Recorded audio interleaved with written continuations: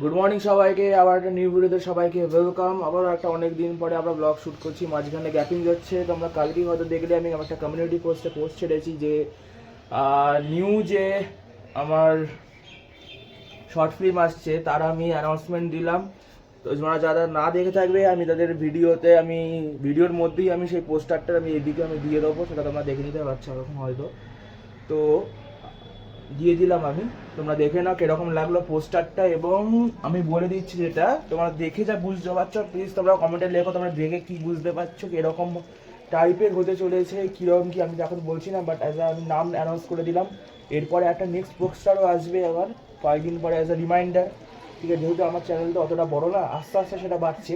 ঠিক আছে, আমি চাই এটা আস্তে আস্তে বাড়ুক, লোকেদের মধ্যে আছে আমি এন্টারটেনমেন্ট ভালোভাবে দিতে পারি। কেন কি বাংলায় আসছে বই, ঠিক আছে, আমি বলবো না খারাপ বই। দেবদা জিদ্দা সবাই খুব ভালো ভালো, এবং মানে ডিরেক্টর যত সমস্ত স্যাররা আছেন তারাও খুব ভালো ভালো স্টোরি আনছেন। বাট কোথাও না কোথাও দিক দিয়ে আমার মনে হচ্ছে না আমার সেই আগেরকার মতন আমি 2009 to 2018 যেরকম আমি এন্টারটেনমেন্ট টাইপ অফ পেতাম সেরকম আমি পাচ্ছি না। যেরকম আমার বেশিরভাগ বলতে গেলে আমার দেবদার আমার সমস্ত বই ভালো লাগে, জিদ্দারও সমস্ত বই ভালো লাগে, এখনও আনছেও। বাট আমার কোথাও না কোথাও সেই পুরোনো দিনের আমার টাচটা ফিল লাগে, ও হাসছে না।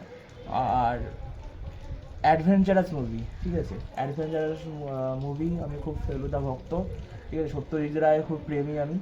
তো আমার অ্যাডভেঞ্চার সাসপেন্স এই সমস্ত টাইপের মুভি খুব ভালো লাগে। যেহেতু বাজেটের জন্য অ্যাডভেঞ্চার টাইপ অফ মুভি করাটা is not a possible, but as a suspense movie আমি এত তৈরি করতেই পারি।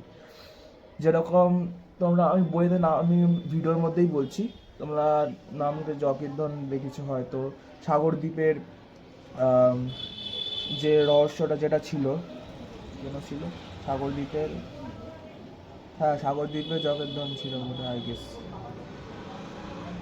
বোম্বা করে দুর্গ রহস্য, এই সমস্ত যত ইয়াতি অভিযান এরকম টাইপের যে মুভিগুলো রয়েছে এগুলো খুবই নো ডাউট খুব ভালো। বাট এই যে মুভিটা আমি আনতে চলেছি তার কারণ হচ্ছে এই মুভিটা হচ্ছে কোথা থেকে নেওয়া না, এটা আমার পুরোপুরি আমার লেখা মুভি। ঠিক আছে, তোমরা হয়তো দেখে নিয়েছো মানে এই পোস্টারটা দেখেছো হয়তো। তো আরও সামনে আমি কাজ আনতে যাবো, ঠিক আছে, যাওয়ার চেষ্টা করবো। বাট এই সামনে এটা তো আগে হোক। আর নেক্সট অনেক কিছু এক্সাইটিং কিছু অপেক্ষা করছে তোমাদের জন্য। তার কারণ কি, আমি যখন যেহেতু সামনে আমার পরীক্ষা, আমি সেজন্য অত কিছু আমি নজর দিতে পারছি না। শুটিংও স্টার্ট হয়নি, আমি জাস্ট অ্যাজ এ অ্যানাউন্সমেন্ট করলাম পোস্টারটা বানিয়ে, শুটিংও শুরু হয়নি। ঠিক আছে, শুটিংটা জাস্ট শুরু হবে, আর একটা রিমাইন্ডার দিয়ে দেবো আমি পোস্টার দিয়ে। দেন তোমরা তো ট্রেলার দেখতেই পাবে। আমি খুব খুব তাড়াতাড়ি আনার চেষ্টা করবো, ঠিক আছে, যেহেতু আমার প্রি প্রোডাকশনও আমার হাতে, পোস্ট প্রোডাকশনও আমার হাতে, কোনো কোথাও আমার দিতে হবে না, সেখানে অন্য কোনো ঝামেলাও নেই। বাট অ্যাজ আ যতটা শুটিং করতে সময় দেয়, কারণ শুটিংয়ের ক্ষেত্রে অনেকটা সময় দিতে, কারণ শুটিংটাও আমি করবো। আমার যতক্ষণ আমার নিজে স্যাটিসফাইড হবো তাহলে ততক্ষণ আমি একটা ফাইনাল শট আমি বলতে পারবো না। এবং অনেক ক্রিউরাও আছে, মানে আমার বন্ধুরা আছে, তো ওরাও তো করবে, তো ওদেরকে একটু সময় দিতে হবে, শ্যুটটা ভালোভাবে হোক। দেন তোমরা দেখতে পাবে এজ আ ফাইনাল রেজাল্ট কী হতে চলেছে। আর কিছুই না, তোমাদের এন্টারটেনমেন্ট দেওয়া, মানুষদের কাছে পৌঁছে দেওয়া, এবং একটা স্মৃতি করে রাখা যে আমরাও কিছু একটা কাজ করেছি, আমরা কিছু একটা যে আমরা একটা এই এন্টারটেনমেন্ট লাইনের সাথে যুক্ত। আমরা একটা ছোটোখাটো হলো, বড় মুভি না হলো, ছোটোখাটো মুভি বানাচ্ছি। তো এটাই ব্যাপার। প্লিজ তোমরা পাশে থাকো, এবং যেটা কী হয়, আজকে রবিবারের দিন বন্ধুরাও আসবে, আর কিছু ডিসকাশন হবে। তো এখন তো স্টে টিউন, ব্লগে দেখো, দেখতে থাকো কী হয়। দাদা প্রথম আমাকে ছিল দাদা দেখে। চল, আরে তুই চাপ নিস না, এখানে আরে তুই বাবা তুই কোন দেরি কি করবো, কি করি মানে তুই ভুলে গেলি তোকে যেটা দেখালাম নর্মালি এর আগ যে ক্যারেক্টারের মধ্যে তো আচ্ছা ঠিক আছে। আচ্ছা তুই আগে শুয়ে পড়, ঘুমানোর অ্যাক্টিংটা কর হালকা। আচ্ছা কোনটা বাসে মুহূর্তে, হ্যাঁ হ্যাঁ অবভিয়াসলি বাস। কি হলো এটা, এটা কি ঘুমানো মমি, 3 2 সরে যা। তোর ফোনটা বাজবে, ঠিক আছে, আমি কি করে দিয়ে বাজাবো, আমি করবো। তোর ফোন ওই তো ওখানে, টেবিল লাগবে না, তখন ঠিক এ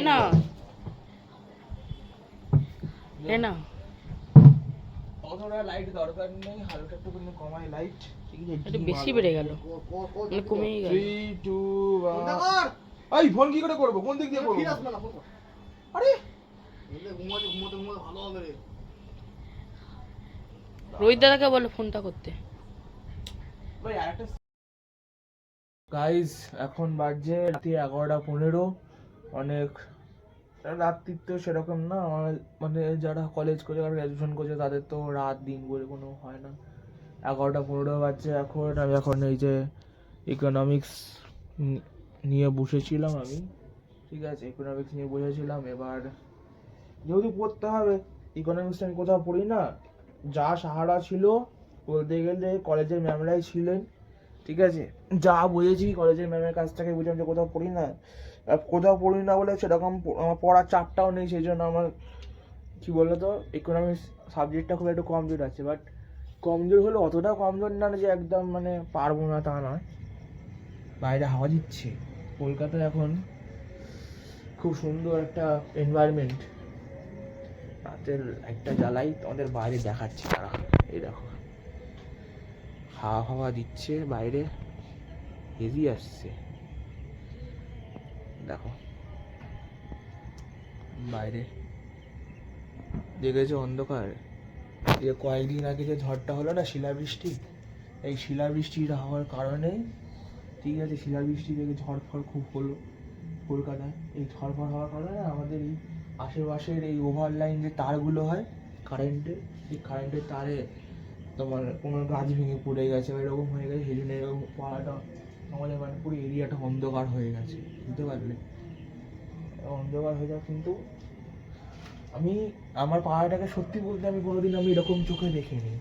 আমি যদি লাইটটা নিয়ে ভাই না, তোমরা দেখবে, দেখো দেখেছো, দেখে দেখে বাইক গাড়িগুলো আছে পুরো অন্ধকার। এইখানে যে ফ্ল্যাটটা আছে সেখানে আলোটা জ্বলছে, ওইটা অন্ধকার, ঠিক আছে?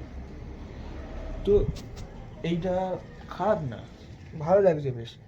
এখন আমি যেহেতু পড়ছি, একটু পড়ে নিই, একটু না অনেকটাই, মানে আজকে রাত যেহেতু সামনে পরীক্ষায় এগিয়ে আসছে, রাত জাগার প্রবণতাটাও বেড়ে যাচ্ছে, ব্লগ কম বানাচ্ছি। কালকে কলেজ আছে কিছু, তোমরা যারা জানো, যারা স্বামী বিবেকানন্দর জন্য ফর্ম ফিল আপ করছো স্কলারশিপের জন্য, সেই আমার ফর্ম ফিল আপ, যেহেতু তোমরা জানো আমি আগে ম্যানেজমেন্ট আমি করেছি, ঠিক আছে? কাজ করতাম, বাট কোনো কারণে আমি আর ওই জায়গাটা আমি চলে এসেছি ওখান থেকে ছেড়ে, ঠিক আছে? তো বাট আমার 60% অ্যাজ আ মার্কস ছিল, তো আমি সেই জন্য আমি অ্যাপ্লাই করেছি, কলেজে উঠেছি। তো আমি কেন গ্যাপ নিয়েছিলাম, সেই গ্যাপের জন্য একটা মানে আর কি কী বলে ওটাকে, একটা declaration type of that certificate লাগে, তো ওইটাকেই আমি দিচ্ছি আর কি। তো কলেজে জমা দিয়েছি, head of the institution, college principal sign করে দেবে, সেই জন্য কালকে যাবো। আর কিছু কিছু এমনি কারণ আছে, পরে বসবো, দেন কী হয় লাইব্রেরিতে বসে একটু বসে পড়াশোনাই করবো, ঠিক আছে? বাড়িতে থেকেও সেরকম আমি তো পড়ি না, আমি একটু বসে বাড়িতে বসে ল্যাদ খাই, তো ওখানে বসে একটু পড়বো। তো এখনও পর্যন্ত এইটুখানি, ঠিক আছে? যদি ভিডিওটা ভালো লাগে তো অবশ্যই ভিডিওটাকে লাইক করে যাবে। তোমরা এক্সাইটেড আছো কিনা নেক্সট আমার শর্ট ফিল্মের জন্য, শেষ ফোন কল, অবশ্যই এক্সাইটমেন্টটা বজায় রাখবে। একটুখানি ধৈর্য করো, 1 মাসের থেকে 1.5 মাসের বেশি একটু সময় লাগবে। আমি যা মানছি, যেহেতু আমার পরীক্ষা আশেপাশে, আমাকে সব কিছু ম্যানেজ করতে হয়, এইটুকুনি এটা বোঝো একটা স্টুডেন্টের লাইফ কতটা হ্যাকটিক হয়, ঠিক আছে? তো প্লিজ তোমার পাশে থেকেও সাপোর্ট করো। Thank you so much for watching the video guys, bye bye Kolkata.